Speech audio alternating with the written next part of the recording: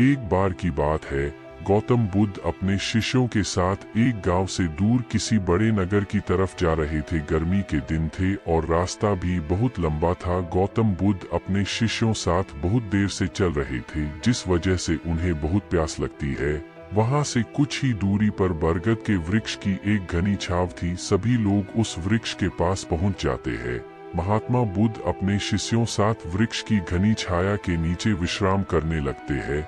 बहुत देर से चलने की वजह से सभी का गला प्यास से सूख रहा था। यह बात बुद्ध जानते थे। बुद्ध ने अपने एक शिष्य को कहा, आप इस बरगद की छाया से 20 कदम दूर जाकर बरगद की 2 बार परिक्रमा करके वापस आओ। शिष्य वैसा ही करता है जैसा गौतम बुद्ध ने बताया। परिक्रमा के बाद जब शिष्य महात्मा बुद्ध के पास आया तो गौतम बुद्ध बोले कि क्या आपको किसी ठंडी हवा का अनुभव हुआ था? शिष्य बोला, हाँ महात्मा बुद्ध, उस उत्तर दिशा की तरफ से मुझे कुछ ठंडी हवा की अनुभव हुआ था। शिष्य की यह बात सुन महात्मा बुद्ध शिष्य से तुरंत बोले कि उसी दिशा में चले जाओ, जरूर वहाँ से कुछ ही दूर पर एक तालाब अवश्य मिलेगा। उस तालाब से सबके लिए पानी ले आओ। शिष्य उसी दिशा में जब कुछ दूर जाता है तो वहाँ सच में एक तालाब होता है। तालाब देख शिष्य बहुत प्रसन्न होता है और तालाब के निकट जाकर जैसे ही तालाब से पानी भरने वाला होता है, तभी शिष्य की नजर वहां दूर तालाब में कपड़े धो रही कुछ स्त्री दिखाई दी। यह देख शिष्य मन में सोचते हैं कि यह पानी तो गंदा हो गया है। लेकिन जब शिष्य ध्यान से तालाब के पानी को देखते हैं कि अभी भी तालाब का कुछ पानी साफ है, इतने में 2 बैलगाड़ी जोर से तालाब के किनारे से होती हुई निकल जाती है। बैल गाड़ी के पहिए तालाब की मिट्टी के ऊपर इतनी जोर से निकलते हैं कि तालाब के नीचे बैठी बहुत सारी मिट्टी तालाब के ऊपर आ जाती है, जिस वजह से तालाब का बचा हुआ पानी भी गंदा हो जाता है। यह देख शिष्य बिना पानी लिए क्रोध में महात्मा बुद्ध के पास वापस चला जाता है।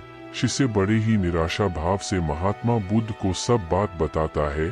शिष्य की बातें सुन सभी शिष्य बोलते हैं कि हमें तुरंत यहाँ से निकलना चाहिए, किसी दूसरी जगह पानी की खोज करनी चाहिए, वरना प्यास के मारे जान निकल जाएगी। इधर महात्मा बुद्ध सभी को शांत होने के लिए कहते हैं और बोलते हैं कि धीरज रखो, कुछ देर यही बैठो, उचित समय आने तक संयम बनाए रखो। सभी महात्मा बुद्ध की बात सुनकर शांत हो जाते हैं और वही बैठ जाते हैं।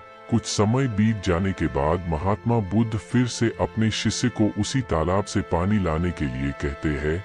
शिष्य बिना कोई सवाल किए उसी तालाब से पानी लेने के लिए फिर से चला जाता है। तालाब की हालत देख शिष्य को यकीन नहीं होता, तालाब का पानी पूरी तरह से साफ होता है। यह देख शिष्य बहुत खुश होता है और पानी भरकर महात्मा बुद्ध के पास जाता है। सभी पानी पीकर अपनी प्यास बुझते हैं, लेकिन अभी भी सबके मन में ये एक सवाल था कि आखिर यह चमत्कार हुआ कैसे? तालाब का सब पानी तो गंदा था। उन्हें लगा कि जरूर ये बुद्ध की शक्ति है।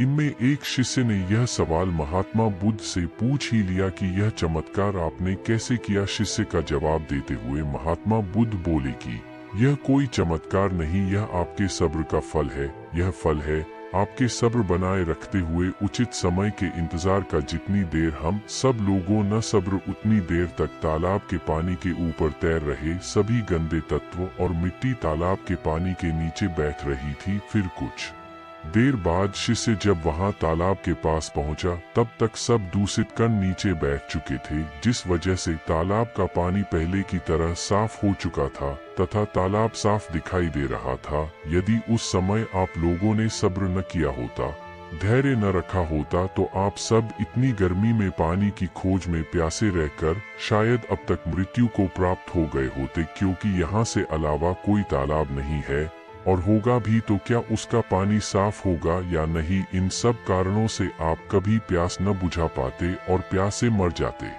नोट: दोस्तों, अगर आप हमारे ब्लॉग को पसंद करते हैं तो प्लीज हमारे YouTube चैनल को भी सब्सक्राइब करें।